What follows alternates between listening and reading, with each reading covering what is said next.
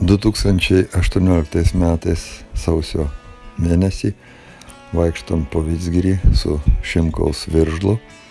Fidži čia su juo treniruojasi, užsiminėja įvairiais sportiniais pratimais. Ir parsivedant namo, jau kieme pastebėjau, kad kraujo dėmė sniege. Pasirodo, Fidži kažkur tai sugebėjo persipjauti savo pagalvėlę kairės užpakalinės kojos. Grįžus namo, užsiėmė savigydą.